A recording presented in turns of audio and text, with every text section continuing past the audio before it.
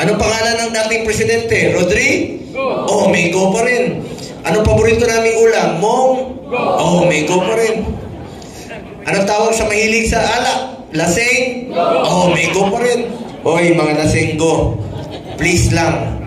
May paalala lang ako sa inyo. Wag na wag kayong magmaneho pag nakainom. Delikado yan. Pag may nangyari sa inyo, ako maalala nyo. Pag kayo ay na? Oh, kita nyo?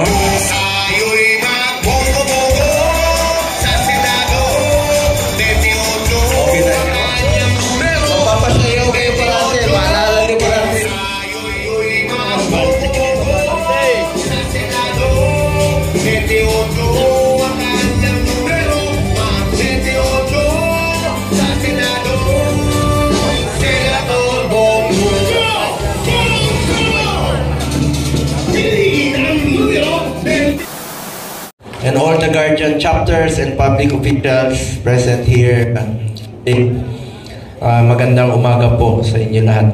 Unang-una, bilang chairman po ng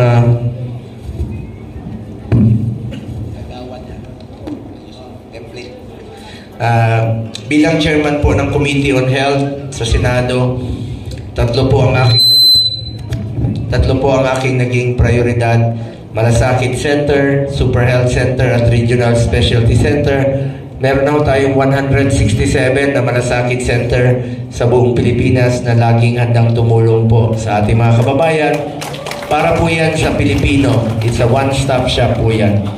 Kung meron kayong mga pasyente na kailangan ng tulong, heart center, kidney center, lapitan nyo lang po Malasakit Center o ang aming opisina. Kung ang inyong pasyente nasa probinsya, kailangan dalhin sa Maynila, tutulong po ako sa abot ng aking makakaya, pati pamasahin ng inyong pasyente. Lalong-lalo na po yung mga mahirap nating kababayan na wala pong pangpa-hospital. Unahin nating tulungan.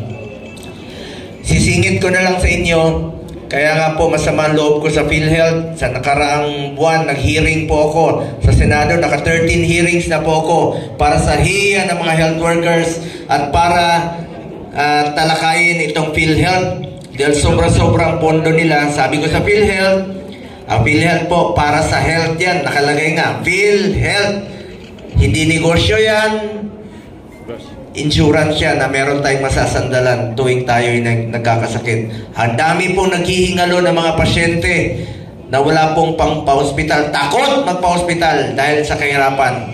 Dapat po ay kampante ang Pilipino dahil lahat ng Pilipino, miyembro po tayo ng PhilHealth. Kaya ngayon, tinututukan ko po ang PhilHealth. Ito yung mga kanilang commitments last year sa budget hearing. Antayin ko, tuparin nyo po yung mga pangako, yung dental services, check-up sa mata, yung pag inatake ka, taasan na yung case rates, top 10 mortality diseases, yung mga pulisya ninyo na napakatagal na. Alam mo, may mga pulisya sila, single period of confinement policy. Pag nagkasakit ka, ngayon, na-admit ka ngayon, after 2 weeks, bawal na po, i-admit mo ulit, pareho lang yung sakit mo. Mapigilan mo ba magkasakit? Kalukuhan naman yon. So ngayon, tatanggalin na po nila ngayong taon na ito, yung single period of confinement policy. At marami pang iba, yung 24 hours confinement na kailangan mo magpa-admit ng 24 hours. Pambili na lang ng gamot, di ba? Kesa naman pilitin kanila magpa-admit kung minor cases naman na hindi naman kailangan magpa-admit. Yan po ang kanila mga pinangako. Tama po yung Supreme Court. Bakit hindi nyo gastusin yung pondo ninyo? Maraming nangangailangan na mga kababayan nating mahihirap na kailangan pong magpa-hospital, magpa-check up, magpagamot. Ang hirap pong magkasakit. Kaya PhilHealth, babantayan ko po kayo bilang chairman po ng Committee on Health po sa Senado. Ngayon, pangalawa ko po naging prioridad aside from Malasakit Center, Super Health Center. Iba po ang Super Health Center. Pwede po dyan yung panganganak, dental, laboratory, x-ray. Makakaroon po ng 700 na Super Health Center sa buong Pilipinas, pati sa inyong mga bayan, may Super Health Center po. Pwede na mga anak dyan. Tingnan nyo po yung Batangas Island. Yung buntis no, nanganganak sa tricycle sa bangka. Ang layo ng hospital. Ngayon, meron na silang Super Health Center. Sa Tingloyan, Batangas. Ako po'y Batanggenyo na Bisaya, ha? Taga-Tanawan kami. Batanggenyo po ako. Bisaya na Batanggenyo. Alam niyo, pag pinagsama ang Batanggenyo at Bisaya, ang anak niyan, tapang at malasakit sa kapwa Pilipino.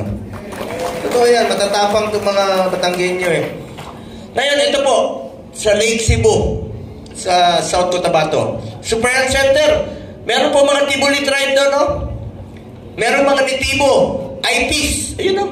Tibuli tribe yan. Nanganak yung nanay. Bago ako dumating, nanganak na. Tuwang-tuwa yung mayor at saka yung kapitan. Sabi na, Sir, pangalanan namin sa iyo itong bata. Dahil bago ka dumating, pinanganak na yung bata. Pagtingin ko sa bata, babae. Sabi ko, paano pangalanan sa akin? Lalaki ako. Sabi, hindi problema yan, sir. Pangalanan namin ito ng Bongga. Yan po ang Super Health Center. Magkakaroon po ng Super Health Center, 700 plus po sa buong Pilipinas sa loob ng 4 na taon. Ilapit natin ang serbisyo medical sa ating mga kababayan. Sir Bong, kung sakali makaupo na kayo, magtulungan tayo. Ilapit natin ang serbisyo ng gobyerno sa ating mga kababayan.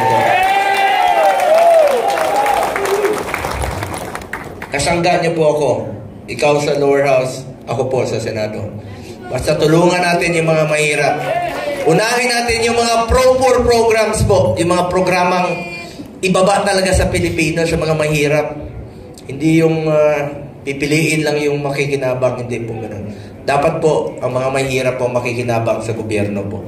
Ngayon, pangatlo, Super Health Center. Iba rin po yan sa Malasakit Center at Super Health Center. Specialty Center ang tawag dyan. Batas na po yan. Priority naman po ito ng administrasyon. Ayan o, Regional Specialty Center. Ako po ang principal sponsor ng batas na yan. Nakakuha po ako ng 24-0 na boto sa Senado para sa batas na yan. Maglalagay na ng mga cancer center, kidney center, lung center sa mga selected DOH hospital para hindi na natin kailangan pumunta ng Quezon City sa pagpapagamot sa puso. Ilalagay na sa mga selected DOH hospital sa buong Pilipinas. Ikot ko sa buong Pilipinas, maraming mga hospital. Napapansin niyo ba yung mga watcher? Nandun sa labas, sa sidewalk, nag-aantay. Walang komportableng upuan. Punta kayo ng PGH, nasa sidewalk lang. Ngayon, napagawa tayo ng watchers hall, halfway house, para sa mga watchers while waiting po sa kanilang mga pasyente. Meron man lang silang komportableng pagpapahingahan at upuan man lang po. Chairman din po ako ng Committee on Sports.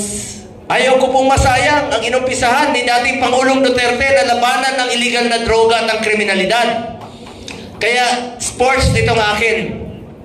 Get into sports, stay away from drugs to keep us healthy and fit. Sa totoo lang, Senator Bato de la Rosa, isa yan sa talagang lumaban unang first GPNP ni Pangulong Duterte at hindi magiging successful ang administrasyon ni Pangulong Duterte kontra illegal na droga at kriminalidad kundi dahil kay Senator Bato. Huwag natin sayangin ang ginawa nila, ang ginawa natin noon para sa Pilipino. Ipagpatuloy natin itong labanan ng illegal na droga through sports. Mga guardians, kung may mga paliga kayo sa inyong barangay, inter-basketball, inter-volleyball, suportahan natin. Dahil isang paraan po yan na ilayo natin ang mga kabataan sa illegal na droga. Get into sports, stay away from drugs to keep us healthy and fit. Pangalawa po, isa po ako sa author at co-sponsor ng National Academy of Sports. Kasama si Senator Bato. Meron na tayong eskwelahan na pwede na po mag-aral at the same time mag-training ang student athletes sa New Clark City. Usap kami Senator Bato, yan ang paramihin natin pagdating ng panahon, yung eskwelahan. Tapos kung saan po pwede na mag-aral at the same time mag-training ang student athletes, walang masasakripisyo po. National Academy of Sports. Kita niyo sa New Clark City, yung pasilidad na pinatayo ng SEA Games. Sayang naman kung hindi magamit. Suportahan natin ang ating mga atleta. Proud po ako bilang chairman ng Committee on Sports 2019. Nakamit natin ang first ever gold sa 2020 Tokyo Olympics. Ngayon naman nakadalawang gold tayo sa Paris Olympics po. Suportahan natin ang ating mga atleta po. Congratulations sa ating mga atleta. Chairman din po ako ng Committee on Youth sa mga kabataan. Kayo po ang kinabukasan ng bayang ito. Mag-aral kayo ng mabuti. Malay nyo, kayo rin po ang maging senador. Ako, who would expect na maging senador ako? Isang probinsyano, taga Mindanao. Isa lang po ang may papayo ko sa inyo. Mahalin po natin ang ating kapwa Pilipino. Hindi po tayo magkakamali. Dapat yung pagsiservisyo, Congressman, Tapay, sa mga magiging kongresista dito, ang pagsiservisyo po, public service, dapat po merong malasakit at pagmamahal sa kanyang pagsiservisyo. Dapat kusang loob ito. Mahal mo talaga dapat ang iyong trabaho. Kusa mo ang iyong pagsiservisyo. Yan po importante. Yung wala kang pinipiling oras, araw, 24 hours, bukas ang iyong tanggapan sa anumang hinaing o pangangailangan ng ating kapwa Pilipino. So, salamat po sa inyo lahat, mga kababayan ko, sa inyong tiwala. Tawagin nyo lang po akong Kuya Bongo ninyo kahit saan tayo magkita. Just call me Bongo. Ma'am, tawagin nyo na po akong Kuya Bongo. Pero, kung mas matanda kayo sa akin, hindi na mo tawagin Kuya. Magkita tayo sa kanto, sabihin mo, Kuya Bong, ano ako, super lolo. 50 years old na po ako. Sa totoo lang, nagtitina na po ako ng buhok ko. Handa na rin. Pero tawagin niyo lang po akong Bongo. Madali naman tandaan ang pangalan ko. Pumunta kayo ng traffic dyan sa EDSA, palabas dito. Anong maalala niyo pag traffic light? Go. Go na naman. Yun lalabas sa bunganga ninyo. Go. Pag gutom na kayo, bibili kayo ng manok. Chokes to? Oh, may go pa rin. Anong pangalan ng dating presidente? Rodri? Oh, may go pa rin. Anong paborito naming ulam? Mong? Oh, may go pa rin. Anong tawag sa mahilig sa alak? Laseng? Oh, may go pa rin. Hoy, mga lasenggo, please lang. May paalala lang ako sa inyo. Wag kayong magmaneho pag nakainom. Delikado yan. Pag may nangyari sa inyo, ako maalala nyo. Pag kayo ay na?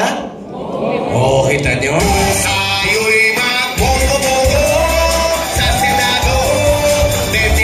Oh, kita nyo? Papasayaw kayo parati. Maalala nyo parati. Oh, kita nyo?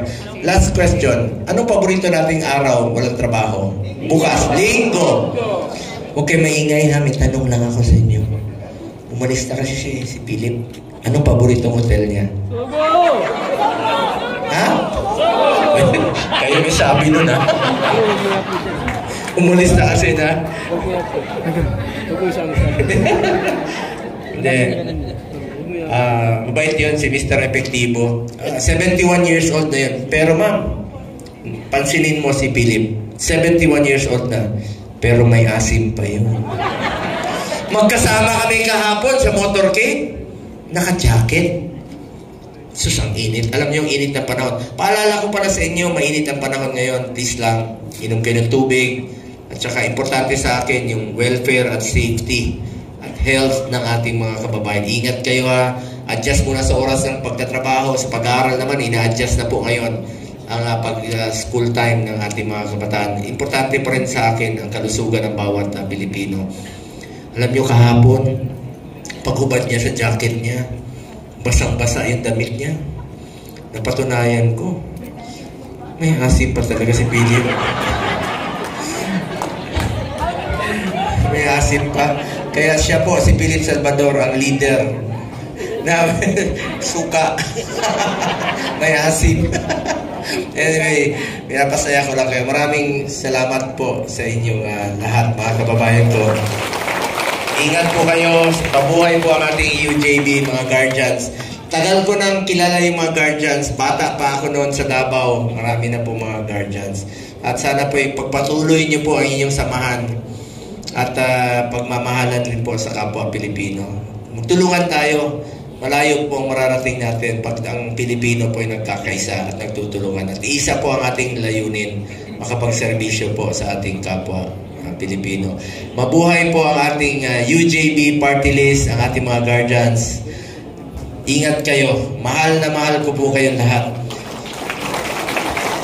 And lastly, meron lang, nakapag-attend po ako nung May 4 sa founding anniversary po doon sa Marikina, di ba? Yes. Nakita niyo si Philip Salvador doon, parang nag-concert si Philip.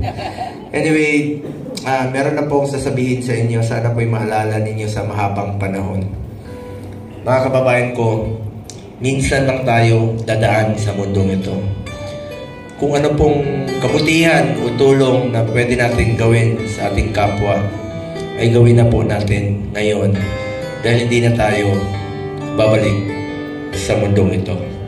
Ako po ang inyong Senator Kuya Bongo, patuloy na magsiservisyo sa inyong lahat dahil ako po ay naniniwala na ang serbisyo sa tao, serbisyo po yan sa Diyos.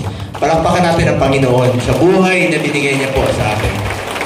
Maraming salamat po, mga minamahal kong kababayan. Mahal na mahal ko kayong lahat. Maraming salamat po.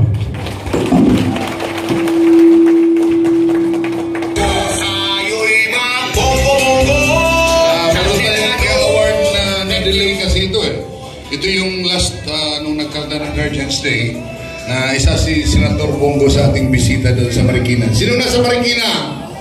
Ayaw lahat. Hindi ba? Sila yung ginagawa yung oras natin. Sila yung ipig. Pero ako nagpapasalamat ako sa nangyari.